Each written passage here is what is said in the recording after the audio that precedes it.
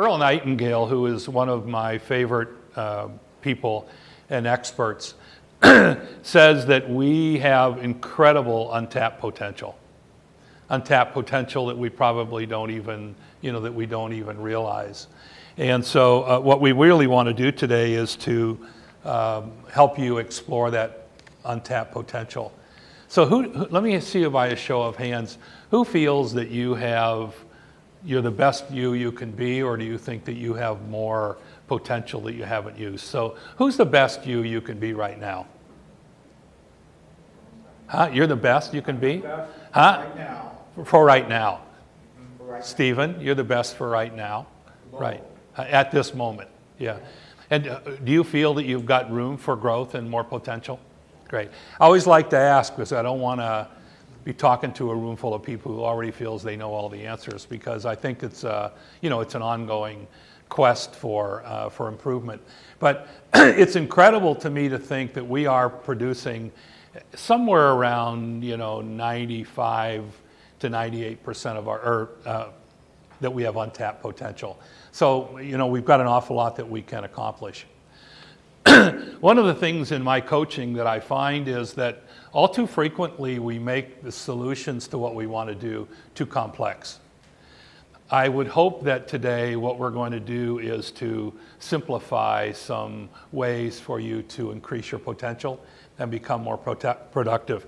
The name of my company is Simply Successful, and I really do believe in that mantra. So there are some keys to what we're going to do.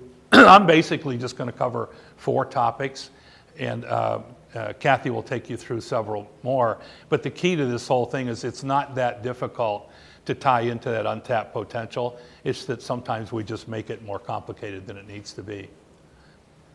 So one of my favorite authors, John Naisbitt, talked about in 1982, which is a little over 30 years ago, how we were going to get overwhelmed by this change to the information society, which is here now. There are some interesting things about that change that I think tie into this today. One of them is this, and I think you can all identify with this. The information society makes everything readily available to us, right? Everything is at our fingertips. As we get through this discussion this morning, we want to talk a little bit more about the profound impact that has on the way we get things done. And I won't dwell on that now because we'll cover it a little later on. So while the information society provides great benefits, it also has some risks, and we'll explore those risks a little bit here. So what Kathy and I did, we got together and we put together a plan that encompasses 5 puzzle pieces that will uncover what we're going to talk about today. And we're going to narrow it right down to those 5 things. I'm going to cover 2 of those things. The 2 things that I'm going to cover are habits and the impact that habits have on our productivity, and I'll also be covering self-discipline and the impact that has on our productivity. Kathy warned me that I cannot disclose the other 3 pieces to the puzzle, otherwise it wouldn't be a puzzle. So she's going to uncover those 3 pieces as she gets into her presentation. So as not to confuse you though, these are the 2 things. And when I talk about simple, it really is this simple. But we're going to focus on these two things. Most of you familiar with Michael Gerber. I think everyone has read Gerber's work. What I find interesting, and I hope you do too, it's been 25 years since Gerber talked about how important it is that we work on our business. Now it seems to me that since he disclosed that 25 years ago, we ought to be a little further ahead than we are now. So why do you think we've made such slow progress on this whole issue of working on our business? And I mean, it seemed pretty clear. Everybody talks about this book. Everybody's read it 6 times. Why have we made so little progress towards working on our business? What do you think? Anybody, any thoughts? Stephen? I suspect that we still operate off of false thinking that we put into our brain that was told 20, 30, 40, 50 years ago, and we still hold those limited thoughts as being sacred and sacrosanct. Yeah, and that's what we've got implanted up here in our brains, and we don't even realize it. Yeah. We're kind of cooked it, we don't know. You're gonna help us understand. I hope that we're going to talk about that a little later on. Thanks, Stephen. Who else has any thoughts about why have we made such little progress? I think Stephen's point's a great one. Karen? The habits. Habits that we have, right? I mean, they're stuck into our head, and so we keep repeating, what's that old expression? Keep doing what you've been doing, you're going to keep getting what you've been getting, right? And so we keep expecting different things even though we keep repeating those same habits. Anyone else, any thoughts around that, Karen? I think it's a lack of focus. We're so distracted in this information age that it's difficult to concentrate and get things done. Yeah. Every day it's another new thing to work on. And so, oh yeah, that's interesting. And I mean, when I get on the internet, it just makes me crazy because one thing leads to another thing. And the next thing I know, I'm playing a connect-a-dot game that I never intended to start though. Lucy? It's kind of ties on what she said. It's so easy to get, if you're a small business owner, sometimes you're forced into, if you don't have a big staff, you're forced into being reactive to what's going on, to the latest email, the latest phone call, whatever, Yeah. because you don't have anyone to delegate it to, and you have to put out fires rather than plan strategically. Yeah, so we're constantly playing catch up, right? We're always trying to catch up with what's going on. So, this is really, to me, this is sad. It is sad to me that 25 years ago, this guy recognized that we needed to make change, and yet 25 years later, we're still scrambling trying to figure that out. So today we're going to give you some very simple solutions, and I believe, I know they have changed my life. I'm always working on them to improve on them, but I think if you adapt some of these things, it can have the same effect on your business. So what we want to do today is to help you become that person that you're capable of becoming. We all recognize that we have potential that we can do. We just want to give you a few easy things that you can do that are not complicated, that can in many ways improve your productivity. So Earl Nightingale said that some of the greatest things that are available to us are free. And most small business owners struggle with having capital, being able to invest. I'd like to get that done, but I can't, I don't really have it. But yet people like Earl Nightingale claim that the greatest thing that we have available to us is free. What do you suppose that might be? What is it that's available to us that's free that we can use? John? Well, there's a lot of information on the internet. Okay. You can access that's free. Yeah. So there's that. Closer in though, what do you think that we have available to us? Yes. I think a lot of times just thinking that we need something else to achieve what we want to, and really it's just about using what you already have to achieve your goals. Yeah. So I believe that this to be the solution. It's said another way. I think you were saying it this way, but really it's we already have the solutions. We don't really need to look outside of where we already are. The question becomes, how do you go about using, and getting that done? So I want to talk a little bit about this, but fortunately for me, 20 years ago, I met Stephen Hager, who, if you get an opportunity and like to know more about what we're going to talk about today, I know about this much about the brain and neuroscience as Stephen does, but I wanted to simplify that for our purposes today because this isn't really a seminar on the brain, it's really on productivity. But this is the brain that's between our ears, right? This is referring to the brain between our ears. Do we have any other brain? Karen? The heart's a brain? Yeah. Is everybody aware that the heart is a brain and that the heart actually is considered a brain? Yeah. Karen, why do you say that? What purpose do you think your heart brain serves? Huh? There's no heart math. Okay. Talk about the relationship between the brain and the heart. Okay. Another brain. Yeah. But probably that guy. Yeah. So the heart brain is our moral compass. Oh, I was thinking about that one. I was thinking about the heart math. Yeah. So, the heart brain provides a moral compass for us, but it is a brain, and it's important to recognize that. What do you think happens when our heart brain gets in conflict with our head brain? what do you think happens to us? Heart wins. Well, the heart's going to win, but do we get kind of out of sorts? Does it make us, when we find ourselves conflicted that way, does it make our lives complicated? Right? And so, and for today, this is not a discussion about the heart brain, but I think it's important that we recognize that there are two brains.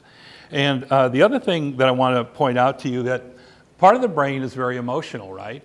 And so sometimes we act out of emotion and we take reason away from all of that. So another way that we frequently get in conflict is when we have this conflict between what our neocortex, or the front part of our brain, gets into this discussion with our emotional brain, and that ends up in kind of a train wreck as well. So I only want you to be aware that it's a little bit more complicated than we really realize. There's the heart brain, there's the emotional brain, and it's important that that we manage all of this. So you have the neocortex, which is this part of the brain right up here, right? And then you have your emotional brain, and then you have reptilian brain, which is down here near the bottom part of our brain.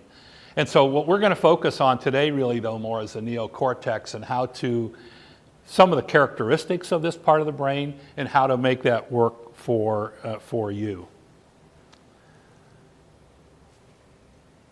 So the brain operates like our computer hardware. Is it, just like we have a computer operating system? So the brain is our hardware. The information that goes into the brain is like our software, right? And it's where it's like our folders and files, if you will. And so that's the part of the brain where all of our information, much of it unbeknownst to us, goes in and gets stored. And it gets done without us thinking about it. And so it isn't any more complicated than that, but we really have those two things that we need to be thinking about. The interesting thing about the brain is it's like a muscle, and for it to do what we want it to do, we have to train it to do what we want it to do. All right? And so it doesn't like to be told what to do, and when we leave it to its own self, it's not going to act the way we want it to.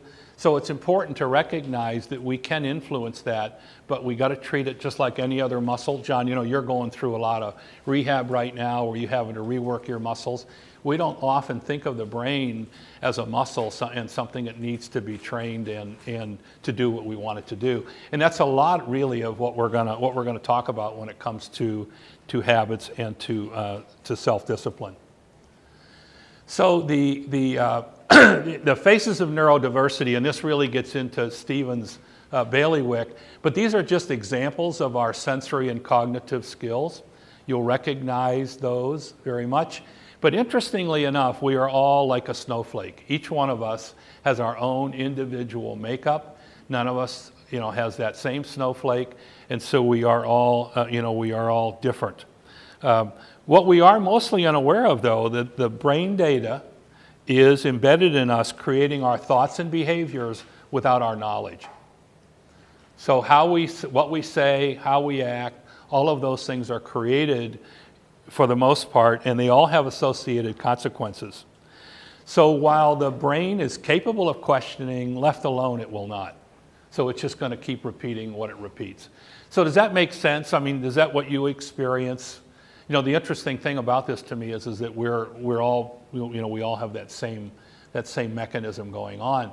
So you can see why it's sometimes very difficult to make change and create new behaviors. Any questions about what I've presented so far around this? Stephen, do you have anything to add that I may have overlooked?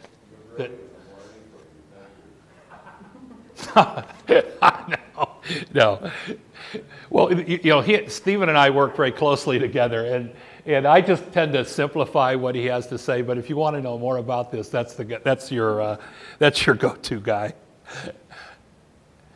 So what did I do? Well, first of all, when I wanted to put this presentation together, even though I have a lot of experience, I went to Stephen. Stephen and I had a couple of lengthy conversations about this. But these are also some people that I read. I can highly recommend all of these books. I think they are great authors. And One of the things that I did to reprogram my brain when I left corporate America and came to small business was through reading. And so how did I reprogram how I thought about things? As I came up with some great authors and read more about how folks like this, also saw things. But I can, and I love all of these because they're all an easy read. I mean, they are not complex and they're not difficult. But interestingly enough, I'm a student of this. They all tend to come back to the same place. Even though they go in separate directions, they tend to come back to the same place. And so one of the things that all of these well-known authors agree on is that the importance of changing behaviors to changing our thinking and rewiring our brain is critical. But if you read beyond what these guys say, and they go off in different directions, it still boils down to until you rewire your brain, right? And until you change your behaviors, you really haven't accomplished anything. And we're gonna dwell on that in a little bit here. But any questions or thoughts around that? Does this make sense to you? I mean, one of the things that I was concerned about when I was putting this presentation together, some of you may be going, yeah, I get this. Most of us probably get this. The problem is what are we doing about it? I don't think there's anything about this that's rocket scientists. It's rocket science. But how we handle it and how we manage it is really kind of critical. And that gets into the habits and the self-discipline. So this blew my mind when I realized that our subconscious mind is over 1 million times more powerful than our conscious mind. I'm like, wow, does that explain some stuff to me? Do I understand a lot more now about why I face some of the challenges that I do? But here's the thing, and this is another learning about the subconscious mind. It doesn't like vague stuff. It doesn't like it when you come to and say, I really want to be healthier. The brain's like, so what, right? It's just kind of like in one ear and out the other. So how we talk to the brain is critical to making the changes that we want to make. I want to say that again. How we talk to the brain is critical. When you talk to the brain in ways that the brain wants you to talk to it, what do you suppose you do? What are you doing? Are you reinforcing? Reprogram. Yeah, you're just reinforcing what the brain already knows. What do you do when you talk to the brain in ways that maybe it doesn't like, but you actually are working it in a way that the brain will change? Now you're helping to change the hard wiring. That's why I say this is not difficult, and in fact, it is a habit to be able to do this. There's just no doubt in my mind that, Stephen, over the years that I've gotten to know you, that unconsciously I have developed a habit of rewiring my brain. And so I am just such a believer and a student of this. So who sets New Year's resolutions? Okay, yeah. So from those of you who have set New Year's resolutions, what kind of success have you had with them? Huh? So, Dan? Shaky. John? Yeah. Yeah, so does anyone have any successes with some New Year's resolutions? Has anyone had? John? I always set a bunch of goals of, business, personal, things I'm going to do around my house, and gives me a target for achieving most of them. So are you pretty successful with them? Yeah, I would say Good. I Good. hit them throughout the year. I have a feeling that but you do it throughout the year? Yeah. Yeah, so you're not going to set them and then start to try to do them all at one time. No, I said, here's what I want to try to work to achieve, or what my patterns Yeah. are, and plot it out. So for you, it's kind of a business plan, if you will. You're kind of putting a business plan together. And I encompass, my personal life, relationship, Yeah. everything. The whole thing. I've got different He's very disciplined. Yeah. He is Mr. Discipline, as a matter of fact. Wouldn't you call him? Huh? So, yes, So I was just Lucy. gonna say what ties in with that is not just making a resolution, but making a plan with steps to fulfill it. What do you think the brain thinks about you coming to it with a resolution? I'm going to lose weight. I'm going to reduce stress. What do you think the brain thinks about that based on what you've heard so far, Dan? Concrete action steps. It wants it clearly Yeah, the brain's really, you may not be listening, but the brain's really saying, I don't get that. I hear you, I know you want to accomplish that, but it doesn't resonate with me, right? So Dan, what could you do there to change that so that the brain might be more receptive to what you have to say to it? Well, I have to give credit where credit's due. It's through your coaching, this has been very helpful. Thanks. Yeah. But it has been actually further distilling things down into action steps. And as you've taught me, something simple, keep it simple. Set those steps and just adhere to that and regularly check in and evaluate against those criteria. Yeah. So getting it out of that vague place into some specific things. And I don't know that we know the problem with this. At least I didn't know, Stephen, until you and I hung around together, how this was all coming about. But I kept wanting to get things done. I was being too vague. But once I decided to be specific, it's amazing how things change. It's like like a switch was flipped. This is really important because I want to really dwell down on this. So if you've had bad success with New Year's resolutions, do you think that what you're probably doing is being a little too vague? I want to lose weight, right? I want to reduce stress, right? The brain isn't receptive to that kind of thing. So what if I said, I'm going to eliminate snacks in the morning? Is that something that you think the brain would probably be receptive to, right? Because, see, the brain doesn't want all this vague stuff. It wants to know, what do you want from me? Well, what I want to do is I want to stop eating snacks in the morning. So if I make my presentation to the brain in ways that's receptive to the brain, more than likely it's going to go into the storage area. I'm going to eliminate some old thoughts and I'm going to replace it with new ones. Questions or thoughts around this? Yes, Janice. So your snack example, Yes. you have a negative in there, I don't want to eat. So is it better to say I do want to eat, let's say, healthy snacks, or name the snacks that are on the good list? Assuming that, say, I'm the one who doesn't eat a snack during the night. Yeah, absolutely. Yeah, yes. The positive versus the negative? Positive reinforcement rather than negative, always better. Yes. Yeah. So specific, though, be clear with the brain that you know exactly what those specific things are. But yes, positive always better than negative. Right here, if you say I don't want to eat, because I've heard before that it doesn't hear the negative, it just hears want to eat.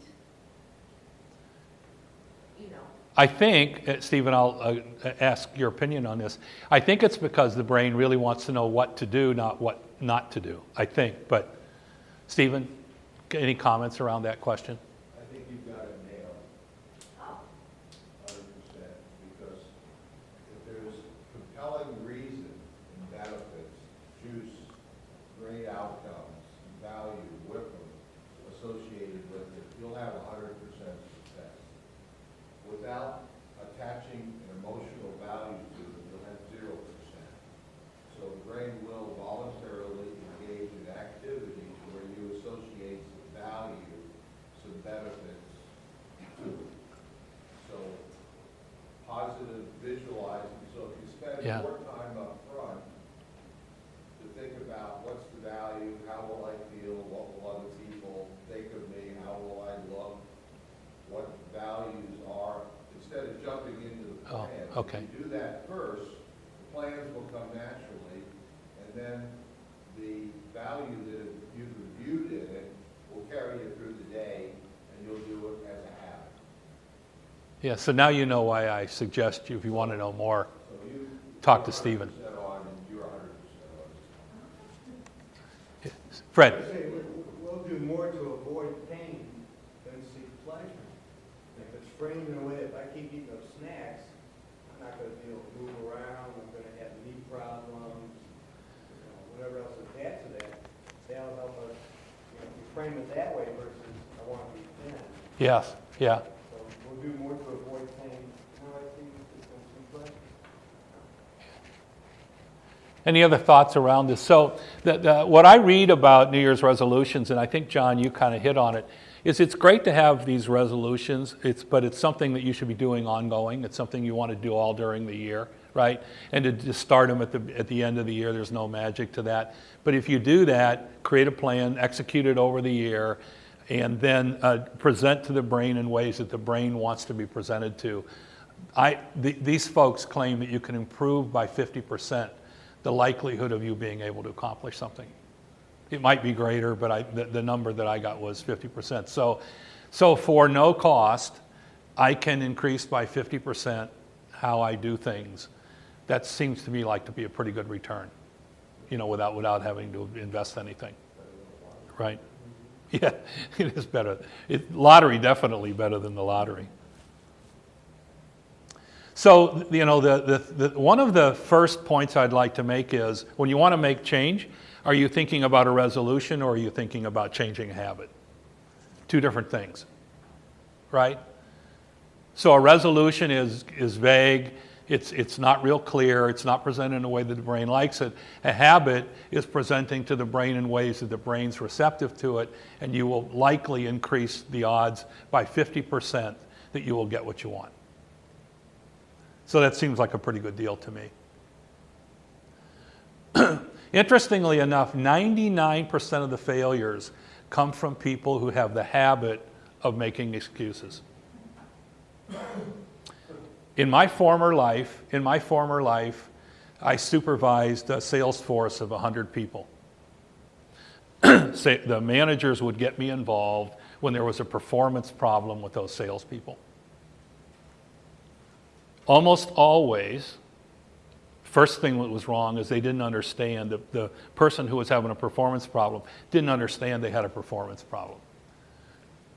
As I would dig deep into that, why was it? It's because they were all too busy excusing their performance. So near the end of my career, when I was in charge of these salespeople and I was conducting an interview and I found that somebody made excuses, my next thought was, who am I going to replace this person with? Because in all of my supervisory career, and I'm talking hundreds of people, hundreds of salespeople, I never once found someone who was going to excuse their behavior that would be successful. So that just says to me, we need to be, first of all, careful that we're not excusing things, but second of all, that we don't hang around people who do. Now, you may not be quite as harsh on that as I was, but I just find that the two are not congruent. Success and excuses they just don't. Karen. Are excuses also from people that are victims, that is always outside of them, not them? Yeah, that's been my experience. Yeah, it's never, in sales, that's most, Kenny, I'm sure you can identify with the world that you work in. It's never about them. It's about the economy. It's the products. It's right? You could probably name 100 reasons. You probably heard them all. I've heard a lot. And so how do you work your way through that, Kenny, because I think you said you have 60 reps that report to you? You try to make it work with them as individuals, but sometimes you have to just cut and move on. Yeah.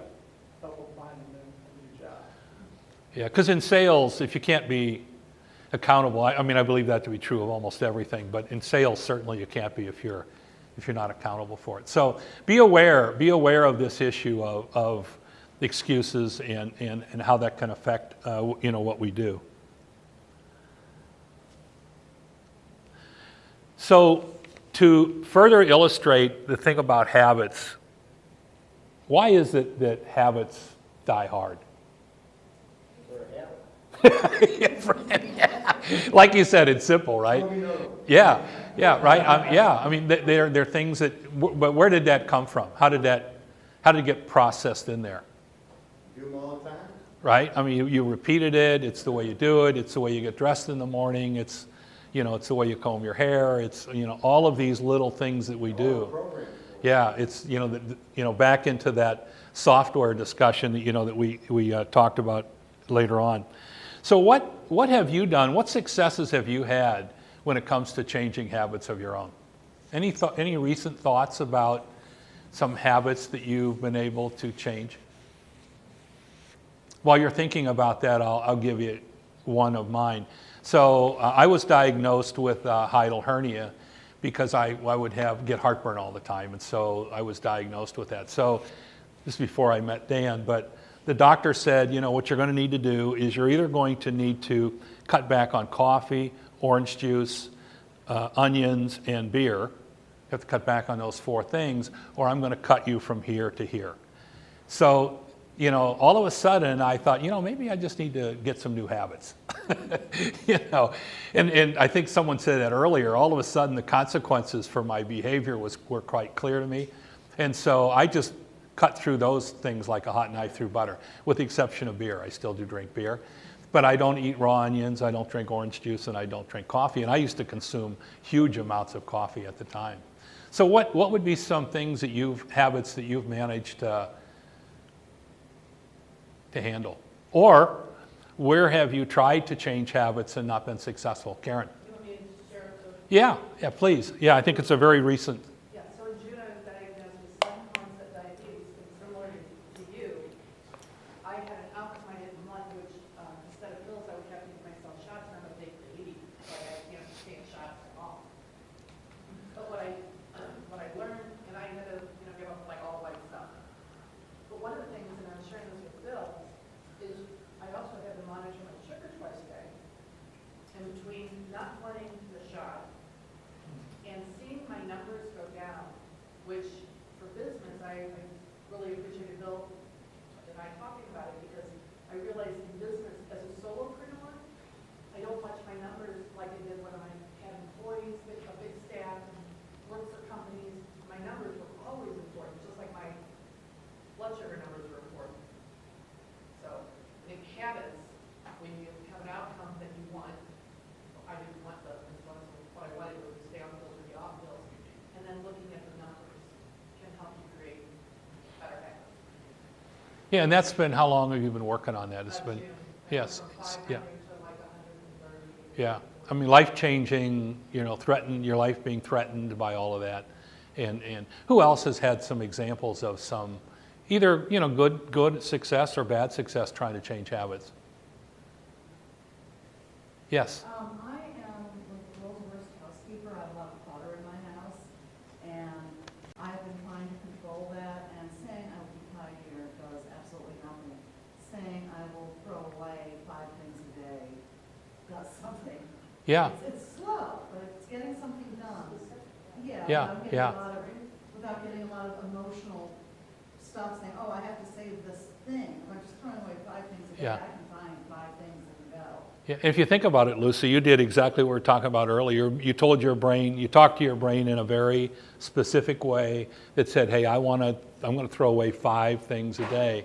And apparently your brain liked that idea, and it responded well. How long have you been doing that? For about a month and a half. Okay. Why is it important that we do this over a period of time? There's something else about the brain, Fred. Get the habit. It's got to, right? You have to repeat it because you're trying to replace the old habit with a new habit. So repetition becomes critical, right? So repeating it really is an important, is an important part of that. Any questions around this? See, I think, if you think about it, there's really no reason to put up with a life that's not the life you want to live. It really can be relatively easy if we just develop the habit of, of focusing on this. So what is it that you do to quit procrastinating and replace dangerous habits? Karen, in your case, you had your back against the wall, so you didn't really have much of a choice. This has nothing to do with that, but another way of keeping us on track, I think, is getting someone that you're accountable to, instead of just yourself. Yes. If yourself, I'll do it later, or I'll get it in the morning, but if you have to tell somebody, especially when you're working with them, Bill, Yeah. that I'm gonna have this by this day, this time. If you don't, then you're gonna disappoint yourself in the other person, and I think it's the other person who mind more than yourself. Yeah. So the accountability of something that you need to do. Are you going to go in and see Dan? You wanna make sure when he asks you about your eating, that you can say. Yeah. Yeah, I mean, we want that, yes, please. Oh, I was just gonna say, with any kind of goal that I've ever accomplished, especially the bigger ones, it's always, I have this intense urge to accomplish that. Like, I really, really want to do that. I put all my energy and effort and mental power towards that. And so. So do you focus on like one thing then? Or is that when you are? Lists of goals, like short-term goals and Okay. long-term goals, and then I just review that. So that's how I'm able to kind of, keep that top of mind. and Okay. how much- Let's table that for a minute because I'm going to talk about goals in just a second. So, thank you. So this whole thing about self-discipline and willpower, is it something that you think that we can all have? You think it costs extra money, or do you think it's something that we all have the capability of doing? Right? So again, for really no cost, we have the ability to, and I'm going to go over just three real quick, easy things that we can do. First one is, to your point, it's alarming to me to think that only 5% of the people have written goals. That means that 1 out of 20 people actually sits down and decides, and so I think you're one of those. We found one of those 20 people. But it's kind of startling to think about it. So when you think about goal setting, do you think about goal setting as something that you go do, or do you think about it as a process that you work through? Process. As a process. So tell us more about that, John. Well, anything, I've always told my kids, set goals. I'm a big goal setter, because to me, it's better, you set a goal, if you just achieve 50% of it, that's better than 0% of never setting a goal. Yes. You know? Yeah. So at least have them out there and be working as a process to achieve it. So you set a goal, you decide what you want it to be, then do you write it down? Yeah, and you need to have a little plan, idea how you're gonna achieve that. Okay, and then what are you going to do? Are you going to work through the steps that you're going to do to achieve that goal? Yes. You're going to write those down too? Yes. Right, yeah. So what's happening based on what we were talking about earlier when you do that? What's going on in your brain at that time? Is the brain like this kind of treatment? It's like, wow, this is cool. I mean, it's not really happening, but it's, in our mind, the brain's going, yeah, this is the way I want to be treated. I want to know what you want. I want to know how you're going to do it, right? And I don't want it to be vague. So why do you suppose only 5% of the population writes goals? Why do you suppose that is, Fred? Well, one would be a fear of failure. Yeah, like I can't do it, like I might, yeah. Yeah. Yeah. Beat yourself up when you don't make it. Yeah, what a paradox that is if you think about it, right? Yeah, Stephen. It could be that their habit is not to. Further explain. Their Yeah. habit is not to do it. They haven't done it before. Oh, okay, yeah, yeah, So it's a good yeah. habit. Yeah, so I have the habit of not setting goals, therefore, I won't continue to set goals. Right.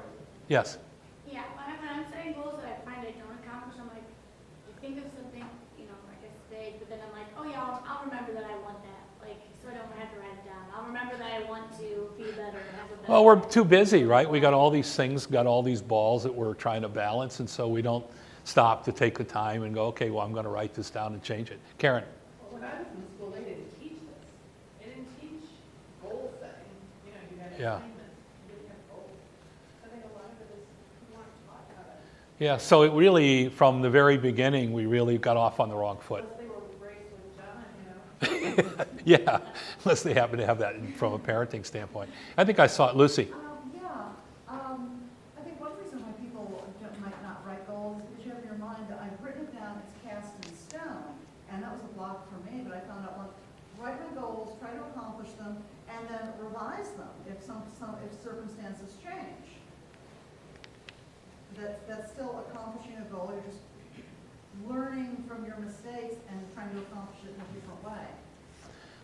With all of the business owners that I work with, and I work almost exclusively with business owners, they don't do this. Yeah. Most business owners that I work with do not do a good job on this. So think about it. Aren't most business owners kind of entrepreneurial oriented, right? Grew up in the business, didn't necessarily have a lot of corporate kind of thinking. A lot of business owners think this is kind of corporate, This is too corporate for me.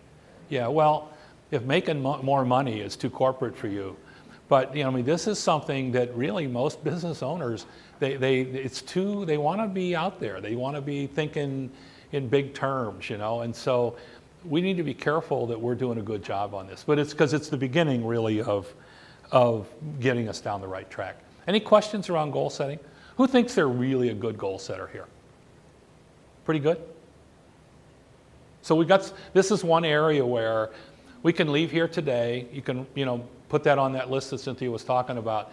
And if you can make this a new habit, if you didn't do anything else as a result of this, but just set the habit of becoming a really good goal setter, I think it could change a lot in our lives. So the second point is about making the right choices. There is a term that I like to use. It's called discernment, discernment, discerning about what the right choice is. But what I frequently find in my working with people is that we don't necessarily think things through to what the ultimate outcome might be if we make a choice. Now, where do you think the internet comes in on this issue? Does the internet get us to really pause and think about things in deep ways, or is it like moving along, it's fast, and there's a lot going on, right? So there's a choice I can make. Here's a choice I can make. Here's a choice I can make. So do you see how the internet can kind of work against us when it comes to making right choices? Too many shiny objects to grab. Yeah, man, you look at all these, I'm going to do this. Yeah. So here's a thought for you. If you don't intend to finish something, don't start it. That's a good goal. I mean, really, Fred, I have to tell you, it was a revelation to me, because I found myself with all of these half-finished things, And so now and I know with the people I work with sometimes, like with Cynthia, it can make them crazy, because she wants me to work on this, and I'm like, no, I'm not going to work on that right now. I didn't finish this, right? Truth, Cynthia? Yes. Right?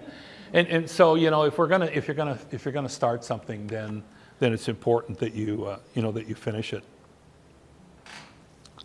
So is being unhealthy a choice? Yes. Right? So again, if we decide that we want to become healthy, we can make the choice to become healthy, and then we can tell the brain, here are the steps that I'm going to take to become healthy, and now we know that the odds are 50% that we can become healthier if we take that approach. All right? So this whole idea of making good choices is critical. So one of the things that I see a lot of is we love the gratification that occurs in our lives today. We try something, it's all instant gratification. This stuff we're talking about today, do you think it's got instant gratification in it? Or does it require a lot of hard work, a lot of repetition, but if you think about it, where's the payback? Is the payback greater to accept these things that are out there with this, oh, do this, do this, do this, or taking the time, think about things more deeply, and then go about change in the right way? Which do you think is the best and I'm not saying that maybe a combination of the two, but I just wanted to point out to you, this is more difficult than I think it has ever been in my lifetime. Because it's all out there. I mean, there's just so much that we need to be aware of. Also, first things first. The very best first things first thing I've ever seen is the pickle jar. Who's familiar with the pickle jar? Okay. Do yourself a favor, if you haven't seen it, go to the internet. This is one of those things where the internet really does work for you. Google pickle jar and better understand what the pickle jar means. It just takes you through setting big rocks, small rocks, pebbles, water. It could be a whole separate presentation. But this idea of first things first, this is what I tell people when I'm coaching them. It looks to me like you're trying to keep up, right? I mean, most of us are trying to keep up with what's going on. I just look people right in the eye and I tell them, you know what? It's not going to happen. Will Hankey and I have that discussion all the time, you know, because Will's got all of these things he's trying to work on. The key is not keeping up. Ain't going to happen. And I believe the best thing to do is just give up on the fact that we're trying to keep up and just do a great job of deciding what you're going to do. First thing I decide is what I'm not going to do. I am not going to do this. And then when I start sorting that out, then I try to focus on what's left over. But that, you know, that really works well for me. So, also taking personal responsibility for what's going on. This is so critical that we see ourselves as being personally responsible for our destiny. It's not somebody else out there. Advertising today makes me crazy because it shows you all this whole life that you probably can't afford, but would love to live. You know, and when we begin to look inside of ourselves and take personal responsibility, it's a life changer. But it's interesting to me that 85% of people do not take personal responsibility for their well-being. So, just to close, what we want to do is to focus on the carrot, not the stick. I think you mentioned that earlier. Let's reward ourselves for the things that we do well. Let's set some benchmarks. Let's set some, hey, here are the steps that I'm going to take in order to do this, and then reward ourselves along the way. And more than likely, as we celebrate our successes, we will become increasingly successful, and we'll eventually. So it's not really a complicated thing. The other thing is focus on the present. I don't know if you spend much time thinking about the past and the future, but to me, there is so much going on. If we're just be in the moment, if we could just be in the moment and not worry so much about, oh, I tried to do that and that didn't work out. That happened and I didn't do that, or gee, I got all of these things, and we worry about what might happen and all that. I'm a great worrier. I mean, I worry like crazy, but most of the time it ends up I'm wasting my time. So, if we just live in the moment, I think we'll have a much, much better life. Lastly, you probably aren't thinking about this, but there's a bad wolf and a good wolf on each of our shoulders. And we all have these little voices inside of our heads that say, oh, that's really a good idea. Oh, that's really a bad idea. And so we have these discussions with ourselves. There's an old Indian saying around this, the younger Indian saying to the older Indian, do you pay attention to the bad things that happen, the negative things that happen, or do you pay attention to the good things that happen? What happens in your life? And the old Indian chief said, it depends on which you feed. So if we feed the negative things in our life, if we feed those things and we give our brain those things that are not good for us, what do you think is going to happen, right? On the other hand, if we have the power of positive thinking and we think about the positive things we can do in our lives, good things that happen. So we are in effect able to control that in our own lives. So I think, are we just about up, Cynthia? Are we just about out of time? We have about 5 minutes. Okay. Yeah. Any questions about any of this? You see what I mean, though, about how simple this really is? I mean, I tried to keep it manageable. It's really just 4 things, right? It's just setting good habits as opposed to resolutions, right? So hopefully do a good job on that.